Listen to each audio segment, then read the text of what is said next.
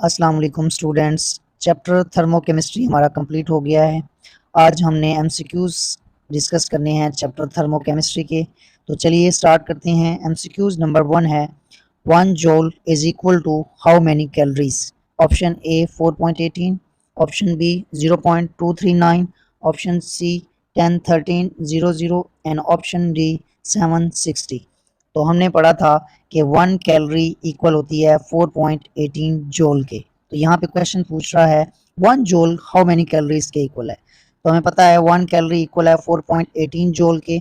अब 4 joule equal हैं 1 calorie के, 2 जूल इक्वल होंगे 0.5 कैलोरीज के। तो हमारे पास 1 जूल इक्वल होगा किसके, 0.25 कैलोरीज के। तो देखें इसमें से मोस्ट प्रोबेबल एमसीक्यूज आंसर कौन सा है। तो इसका आंसर है ऑप्शन बी 0.239। एमसीक्यूज नंबर 2 है which of the following is not exothermic reaction. इन चार ऑप्शन में से कौन सा एक्सोथर्मिक रिएक्शन नहीं है, यानी कि एंडोथर्मिक रिएक्शन की वो बात कर रहा है कि वो है कंबस्शन। कंबस्शन हमारे पास एक्सोथर्मिक रिएक्शन होता है। रिस्पायरेशन भी एक्सोथर्मिक रिएक्शन है। सब्लिमेशन में सॉलिड डायरेक्टली कन्वर्ट होता है वेपर्स में, इसमें हम हीट प्रोवाइड करते हैं, ये भी एंडोथर्मिक रिएक्शन है। एंड नेक्स्ट है एवेपोरेशन। एवेपोरेशन भी हमारे पास एंडोथर्मिक रिएक्शन है, जिसमें वाटर मॉलिक्यूल्स हीट को एब्जॉर्ब करके, सनलाइट को एब्जॉर्ब करके क्या हो जाते हैं, वेपोरेट हो जाते हैं वेपर्स की फॉर्म में। तो इसके ऑप्शन सी एंड डी दोनों आंसर करेक्ट है। नेक्स्ट हमारे पास है 1 calorie is equal to how many joule. 1 calorie equal होती है 4.18 जूल के। ये हमने डिस्कस किया था इंथैल्पी ऑफ सिस्टम में। MCQs number 4 is which of the following is an endothermic reaction. Endothermic reaction इनमें से कौन सा है। ऊपर भी हमने इसको डिस्कस किया है, बस उसने थोड़ी सी स्टेटमेंट चेंज कर दी है। Option number 1 is combustion, option number 2 is respiration, option number 3 is sublimation and evaporation। तो इसमें ऑप्शन सी एंड डी दोनों ठीक हैं। सब्लिमेशन भी एंडोथर्मिक की एग्जांपल है और एवेपोरेशन भी एंडोथर्मिक की एग्जांपल है। दोनों में हम हीट एनर्जी एब्जॉर्ब करवाते हैं, हीट एब्जॉर्ब करवाते हैं, जिसके नतीजे में हमारे पास डेल्टा एच की वैल्यू पॉजिटिव आती है। तो इस वजह से हमारे पास एंडोथर्मिक रिएक्शन की एग्जांपल है सब्लिमेशन एंड एवेपोरेशन, ये दोनों करेक्ट हैं। एमसीक्यूज नंबर 5 है thermoflask is an example of dash system. Thermoflask किसकी एग्जाम्पल है। सबसे पहले तो हमें यह समझने की जरूरत है कि थर्मोफ्लास्क में क्या होता है। अब थर्मोफ्लास्क इंसुलेटेड मटेरियल इसमें कवर होता है, प्लास्टिक ऐसा इसमें फिल किया होता है जिसमें से ना ही हीट ट्रांसफर होती है सिस्टम टू सराउंडिंग और ना ही मैस स्टीम की फॉर्म में सिस्टम टू सराउंडिंग में ट्रांसफर हो सकता है। तो थर्मोफ्लास्क आइसोलेटेड सिस्टम की एग्जांपल है। ना ही ये ओपन सिस्टम हो सकता है, ना ही क्लोज, और ऑप्शन डी तो बिल्कुल नहीं हो सकता। तो ऑप्शन बी हमारा एमसीक्यूज नंबर 5 का करेक्ट है, आइसोलेटेड सिस्टम। एमसीक्यूज नंबर 6 है हमारे पास dash is an exothermic process. इसमें से कौन सा एक्सोथर्मिक प्रोसेस है। Boiling, melting, respiration and sublimation. Boiling, melting और सब्लिमेशन ये तीनों एंडोथर्मिक प्रोसेस की एग्जांपल हैं, बट इसमें रिस्पायरेशन हमारे पास क्या है, एक्सोथर्मिक रिएक्शन की यहाँ पर इसका करेक्ट आंसर है। तो ऑप्शन सी एमसीक्यूज नंबर 6 का करेक्ट है। नेक्स्ट चलते हैं एमसीक्यूज नंबर 7। हीट evolved और absorb during a chemical reaction at constant pressure is called. हमने कांस्टेंट प्रेशर में पढ़ा था, प्रोसेस एट कांस्टेंट प्रेशर में, कि जिसमें हीट एवॉल्व हो या एब्जॉर्ब हो किसी भी केमिकल रिएक्शन के दौरान एट कांस्टेंट प्रेशर, उसको हम क्या कहेंगे, उसको हम कहते हैं, ऑप्शन सी हमारा करेक्ट है, heat of reaction. MCQs number 8 the heat content of a substance is represented bye. किसी भी सिस्टम सब्सटेंस में जो हीट कंटेंट होगा उसको हम क्या, किस चीज से रिप्रेजेंट करेंगे। तो इसका ऑप्शन है डी एच। हमारे पास एच हम डिनोट करते हैं enthalpy of system heat content से। तो हमारा ऑप्शन डी करेक्ट है। हमारे पास ऑप्शन ए है delta E change in internal energy, ये बिल्कुल नहीं हो सकता। इंटरनल एनर्जी ऑप्शन बी, ये भी नहीं है। चेंज इन इंथैल्पी ये भी नहीं है। ये तो हमारे पास हो जाएगी final enthalpy minus initial enthalpy, option D correct है इसका। एमसीक्यूज नंबर 9 पे आते हैं। The chemical reaction during which material changes are accompanied with change in heat energy are called. कह रहा है कि किसी भी केमिकल रिएक्शन में हीट का एवॉल्व होना या एब्जॉर्ब होना किसी भी केमिकल रिएक्शन के दौरान, उसको हम क्या कहेंगे। Endothermic reaction, exothermic reaction, option C thermochemical reaction and option D all of these. तो हमारे पास एमसीक्यूज नंबर 9 का आंसर है सी थर्मोकेमिकल रिएक्शन। ऐसे केमिकल रिएक्शंस होते हैं जिसमें से हीट एवॉल्व होती है या एब्जॉर्ब होती है। एमसीक्यूज नंबर 10 है property of a system does not depend amount of material. System की वो प्रॉपर्टीज जो अमाउंट ऑफ मटेरियल के ऊपर डिपेंड ना करे क्या कहलाती है? इंटेंसिव प्रॉपर्टी, एक्सटेंसिव, मैक्रोस्कोपिक या माइक्रोस्कोपिक। तो हमने पढ़ा था कि इंटेंसिव प्रॉपर्टीज वो प्रॉपर्टीज होती हैं जो मटेरियल जो सिस्टम की मटेरियल क्वांटिटी के ऊपर डिपेंड नहीं करती, जो सिस्टम की क्वांटिटी और मटेरियल के ऊपर डिपेंड करती हैं उनको हम कहते हैं एक्सटेंसिव प्रॉपर्टी। तो सिस्टम की मटेरियल या क्वांटिटी के ऊपर जो डिपेंड नहीं करती उसको हम कहते हैं इंटेंसिव प्रॉपर्टीज, जिसमें हमारे पास आ जाता है प्रेशर, डेंसिटी, रिफ्रैक्टिव इंडेक्स या सरफेस टेंशन। ये सारे हमारे पास क्या हैं? ये हैं इंटेंसिव प्रॉपर्टीज की एग्जांपल।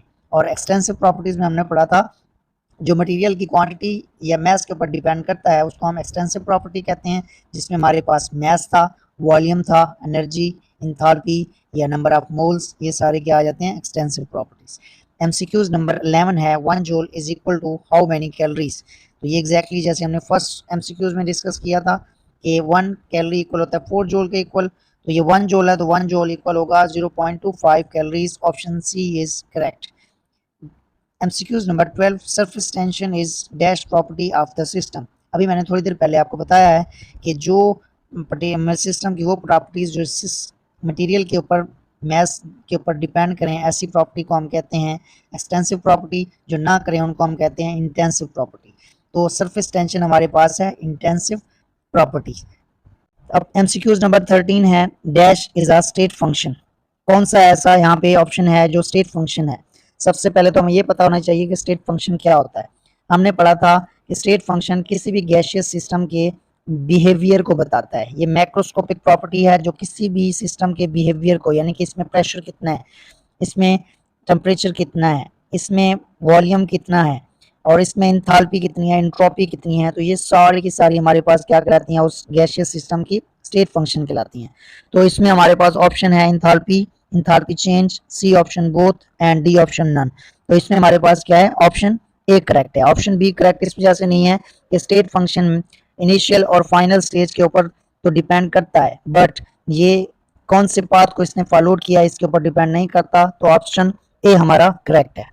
एमसीक्यूज नंबर 14 पे आते हैं mass is the dash property. Intensive property, extensive, macroscopic या माइक्रोस्कोपिक। तो हमने पढ़ा था कि इंटेंसिव प्रॉपर्टीज वो प्रॉपर्टीज होती हैं जो मटेरियल जो सिस्टम की मटेरियल क्वांटिटी के ऊपर डिपेंड नहीं करती, जो सिस्टम की क्वांटिटी और मटेरियल के ऊपर डिपेंड करती हैं उनको हम कहते हैं एक्सटेंसिव प्रॉपर्टी।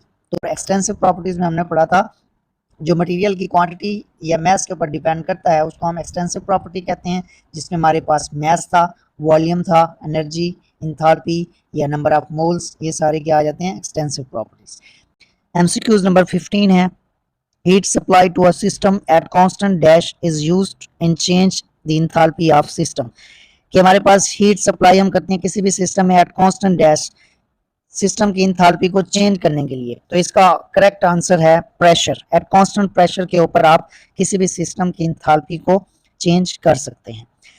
एमसीक्यूज नंबर 16 है at constant volume the heat absorb और evolve is used to change the enthalpy of system, is used to change in internal energy of system, is used to change the work done of the system या all of these। तो हमने पढ़ा था first law of thermodynamics में कि अगर हम continuously heat provide करते रहें, हीट इवॉल्व हो या एब्जॉर्ब हो, तो उसमें क्या होगा? इंटरनल एनर्जी सिस्टम की E1 से E2 में चेंज हो जाएगी। तो ऑप्शन बी हमारा करेक्ट है, change in internal energy of system. अब एमसीक्यूज नंबर 18 है at constant pressure heat of reaction is represented bye. Constant pressure के ऊपर हम हीट को कैसे डिनोट करते हैं? Delta H, delta E, delta S या डेल्टा पी। तो इसका करेक्ट आंसर है ऑप्शन ए डेल्टा एच। किसी भी सिस्टम की हीट कंटेंट को हम डेल्टा एच से डिनोट करते हैं।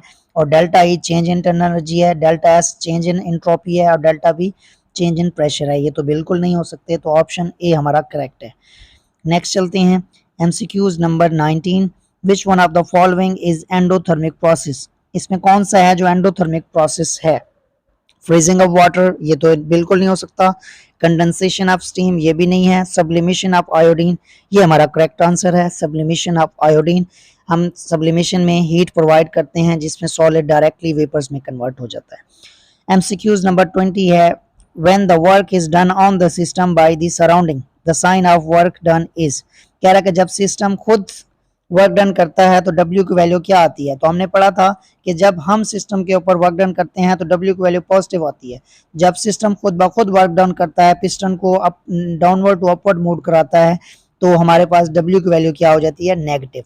तो ऑप्शन बी हमारा 20 MCQs का करेक्ट है। Next 21, W is dash for pressure volume work. Pressure volume work में W किसके इक्वल होगा। हमने पढ़ा था वर्क डन इक्वल होता है the product of pressure and change in volume, force into displacement. Force को हम लेते हैं प्रेशर में और डिस्प्लेसमेंट को हम लेते हैं चेंज इन वॉल्यूम में। तो ऑप्शन ए हमारा एमसीक्यूज नंबर 21 का करेक्ट है। नेक्स्ट चलते हैं MCQs number 22, the heat given out in a chemical reaction is known as. किसी भी केमिकल रिएक्शन में हीट का एवॉल्व होना, निकलना क्या कहलाता है। तो इसको हम कहते हैं heat of reaction. MCQs number 22 का आंसर है सी। 23 में हम आते हैं, the heat absorb in a chemical reaction is known as. Exactly वही है, हीट ऑफ रिएक्शन। तो नेक्स्ट चलते हैं, नेक्स्ट भी हमारे पास वही आंसर है। 25 एमसीक्यूज के ऊपर हम आते हैं, acid base reaction is. Acid base reaction क्या है, एक्सोथर्मिक है, एंडोथर्मिक है, रिवर्सिबल है या नन है। तो एसिड बेस रिएक्शन जो है ये एक्सोथर्मिक प्रोसेस की एग्जांपल है। MCQs number 26, the reaction between an acid and a base to form salt and water। कैसा है, कहता है कि किसी भी कोई हमारे पास रिएक्शन है जिसमें एसिड और बेस एक दूसरे के साथ रिएक्शन करते हैं और वो साल्ट और वाटर बनाते हैं, इसको हम क्या कहते हैं। तो इसको हम कहते हैं न्यूट्रलाइजेशन रिएक्शन। नेक्स्ट चलते हैं 27 MCQs, the characteristics internal energy possessed by a system due to its structure and physical state is known as। इसको हम क्या कहेंगे, इंटरनल एनर्जी किसी भी सिस्टम में due to structure and physical state is known as heat of neutralisation. Next MCQs है, MCQs number 28, the heat content of a substance is represented by. तो किसी भी सिस्टम में जो हीट कंटेंट होता है उसको हम रिप्रेजेंट करते हैं H से, जिसको हम कहते हैं इंथैल्पी ऑफ सिस्टम। तो ऑप्शन डी हमारा ये करेक्ट है। नेक्स्ट 29 है, the formation of water from H2 and O2 is an. Water की फॉर्मेशन, जब H2 हाइड्रोजन गैस और ऑक्सीजन गैस एक दूसरे के साथ कंबाइन हो और वो वाटर बन जाए, तो ये किसकी एग्जांपल है। तो ये एग्जांपल होती है एक्सोथर्मिक रिएक्शन की। एमसीक्यूज नंबर 30 है, during dash reaction container use become hot. किसी भी केमिकल रिएक्शन में कंटेनर को हॉट हो जाना, यानी कि हीट एवॉल्व हुई है, रिलीज हुई है, तो ये हम कहलाता है हमारे पास एक्सोथर्मिक रिएक्शन। फॉर एग्जांपल आप चूना, लाइम, CaO वाटर में डालें तो वो कंटेनर को, वो टब को क्या करता है, गर्म करता है। तो ये किसकी एग्जांपल है, ये एक्सोथर्मिक रिएक्शन की एग्जांपल है। During dash container become cold. Reaction के दौरान कंटेनर का कोल्ड हो जाना, ये क्या कहलाता है, ये हमारे पास कहलाता है एंडोथर्मिक प्रोसेस। ये कहलाता है एंडोथर्मिक प्रोसेस जिसमें हीट एब्जॉर्ब होती है। एमसीक्यूज नंबर 32 है, all combination reactions are dash and dissociation reactions are. जितने भी कम्बिनेशन रिएक्शंस हैं ये एंडोथर्मिक रिएक्शन कहलाते हैं और डिसोसिएशन रिएक्शन जो हैं वो एक्सोथर्मिक रिएक्शन कहलाते हैं। तो ऑप्शन ए हमारा क्या है, करेक्ट है। उसके बाद चलते हैं MCQs number 33, the branch of chemistry which deals with the study of heat changes in chemical reaction is known as. Chemistry की वो ब्रांच जिसमें हीट चेंजेस को हम डिस्कस करते हैं किसी भी केमिकल रिएक्शंस के दौरान, इसको हम कहते हैं थर्मोकेमिस्ट्री।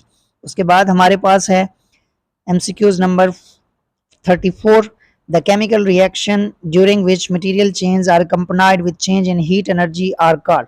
केमिकल रिएक्शन में हीट का इवॉल्व होना या एब्जॉर्ब होना क्या कहलाता है। तो ये हमारे पास ऑप्शन सी है, thermochemical reaction.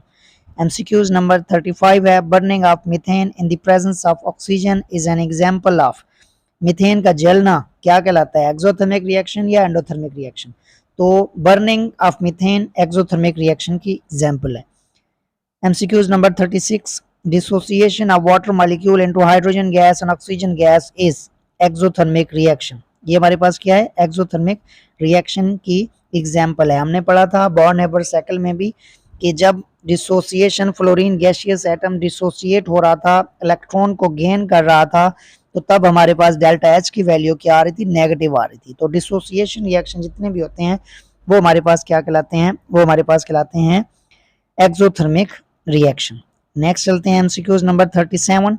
Change in heat content during a chemical reaction is represented bye, जब हीट कंटेंट को चेंज होती है हीट H1 से H2 में, H2 माइनस H1 ये किसके इक्वल है, तो ये हमारे पास इक्वल होती है डेल्टा H के, जिसको हम चेंज इन इंथैल्पी कहते हैं। और डेल्टा E है हमारे पास change in internal energy, delta S है चेंज इन एंट्रोपी और डेल्टा T है चेंज इन टेम्परेचर। तो हमारा ऑप्शन है 37 का सी करेक्ट। 38 MCQs है, all combination reactions are endothermic reaction. MCQs number 39 है, any real or imaginary portion of universe under consideration, any real or imaginary portion of universe under consideration is called, कि हमारे पास कोई भी real या imaginary portion है जो कि हमारी ऑब्जर्वेशन में है, हमने पढ़ा था, इसको हम कहते हैं सिस्टम। और सराउंडिंग क्या है, everything outside the system is called surrounding. और वो सरफेस जो सिस्टम और सराउंडिंग को डिफ्रेंशिएट कर रही है, अलग कर रही है, सेपरेट कर रही है, उसको हम कहते हैं बाउंड्री। तो एमसीक्यूज नंबर 39 का करेक्ट है सी सिस्टम। एमसीक्यूज नंबर 40 है, dash property of a system does not depend on amount of material, intensive extensive. तो इसका आंसर है एक्सटेंसिव, ये हमने पहले भी डिस्कस कर लिया है। MCQs number 41, first law of thermodynamics were proposed by dash in 1847। First law of thermodynamics को सबसे पहले किसने प्रपोज किया था, तो हमने ये पढ़ा है कि इसको हेल्महोल्ट्ज ने प्रपोज किया था। MCQs number 42, pressure is identified as dash per unit area. हमें पता है कि प्रेशर हमारे पास क्या होता है, ये फोर्स इनटू यूनिट एरिया होता है। इसका ऑप्शन डी करेक्ट है। 43 MCQs, for endothermic process sign of delta H, endothermic process में डेल्टा एच की वैल्यू पॉजिटिव होती है। MCQs number 44, 1 calorie is equal to how many joule. तो ये इक्वल होता है, हमने इंथैल्पी ऑफ सिस्टम में पढ़ा था, इंथैल्पी ऑफ सिस्टम के दो यूनिट होते हैं, कैलोरीज में भी हम इसको डिनोट करते हैं, लिखते हैं, और जूल में भी।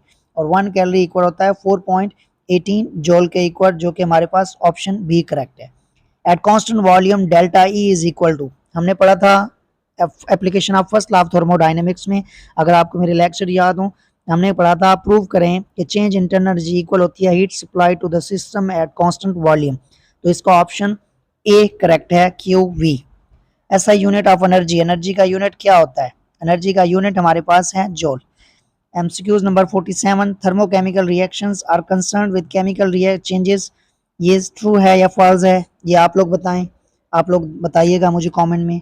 बर्निंग ऑफ नेचुरल गैस, ये भी अभी हमने पढ़ा है कि ये बर्निंग ऑफ नेचुरल गैस क्या है, एंडोथर्मिक है या एक्सोथर्मिक है, आप बताएं कि burning of natural gas is endothermic process, is that true और फॉल्स, ये आपने मुझे कमेंट बॉक्स में बताना है।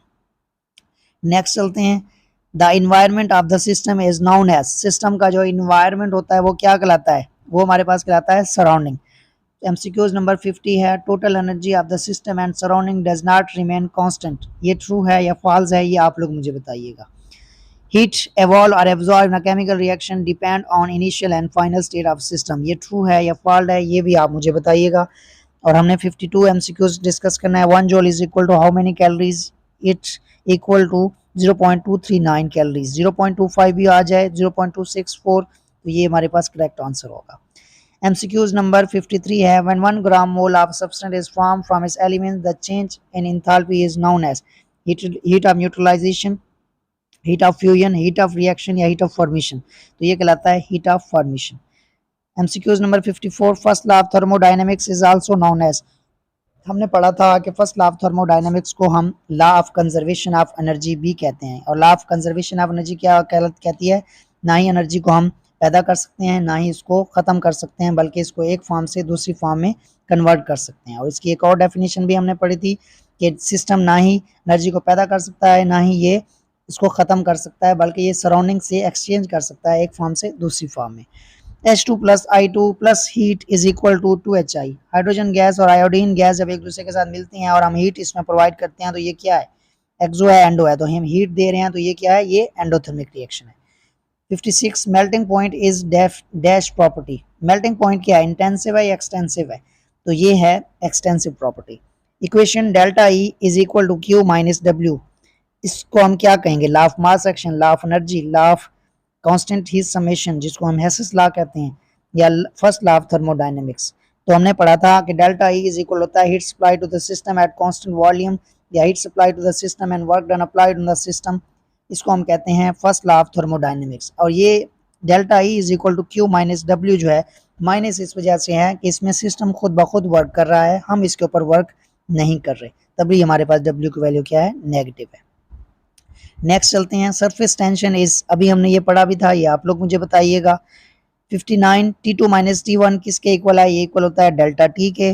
डेल्टा एच क्या है हमारे पास, delta H dash at constant pressure, ये किसके इक्वल है, हमने पढ़ा था कि डेल्टा एच इक्वल होता है delta E plus P dot delta V. हमने इंथैल्पी ऑफ सिस्टम में पढ़ा था कि sum of internal energy and product of pressure and change in volume is known as enthalpy of system. तो इसका answer C correct है। MCQs number 61, W is equal to for pressure volume work, हमने पढ़ा था work done equal होता है force into displacement, the product of pressure and change in volume, तो हमारा आंसर है A correct. Sign of delta H, ये exothermic reaction में डेल्टा एच की वैल्यू हमारे पास क्या होती है, पॉजिटिव होती है, नेगेटिव होती है। तो डेल्टा एच की वैल्यू हमारे पास नेगेटिव होती है क्योंकि इसमें हीट रिलीज होती है।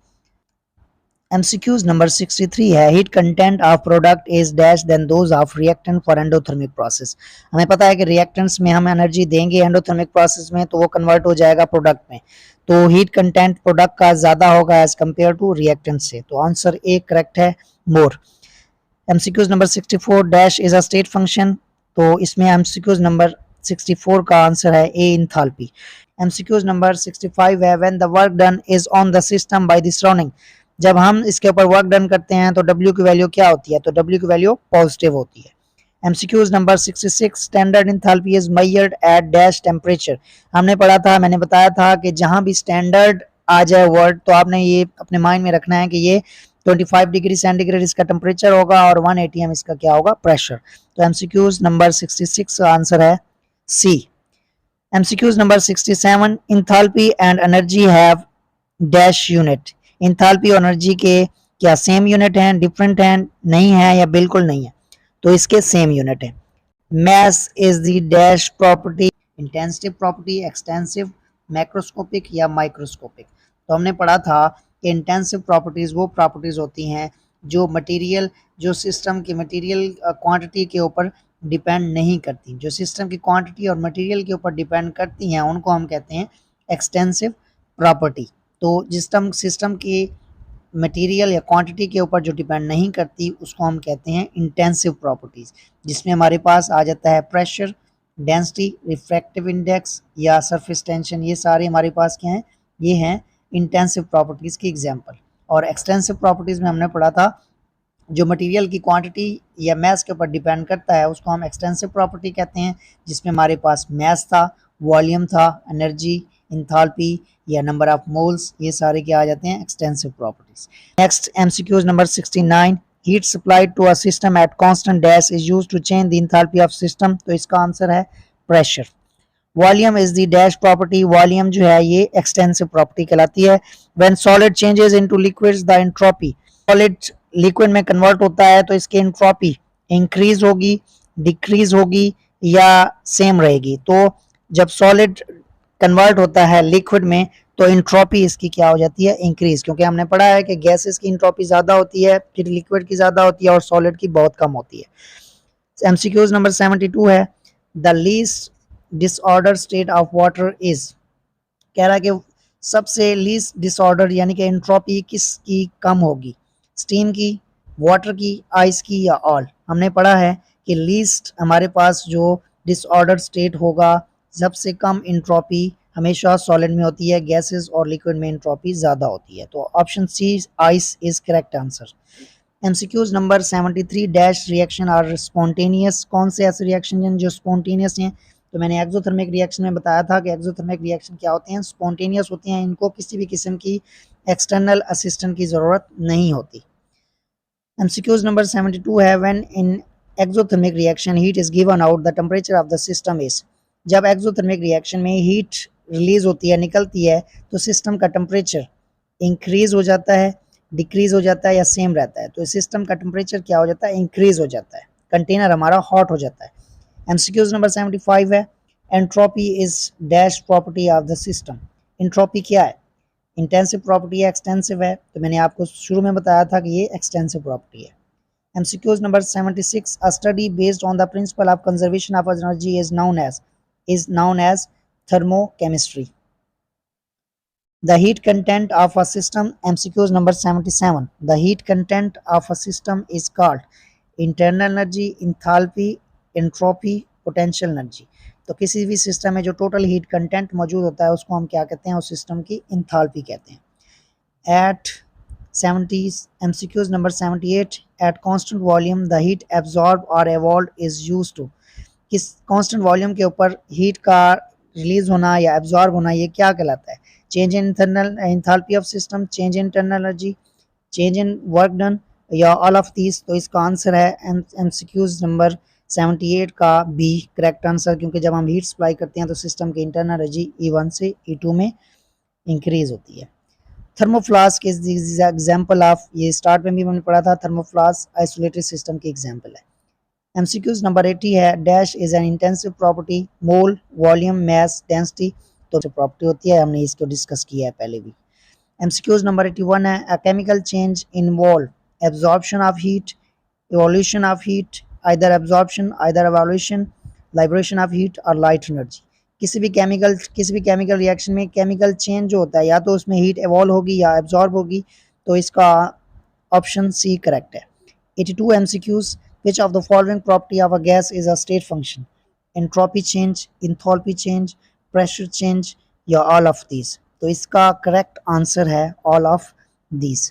Work is the product of force and unit area, displacement, mass या वॉल्यूम। तो 83 MCQs correct answer is C, force into displacement.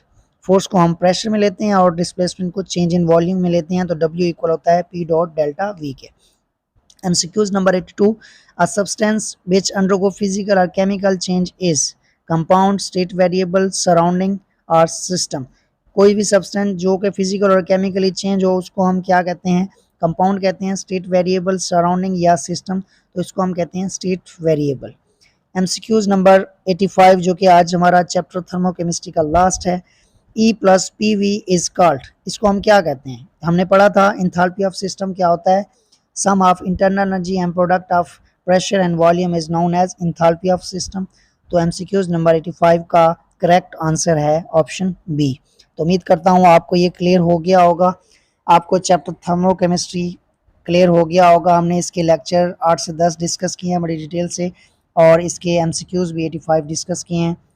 अपना ख्याल रखिएगा, अल्लाह हाफिज़।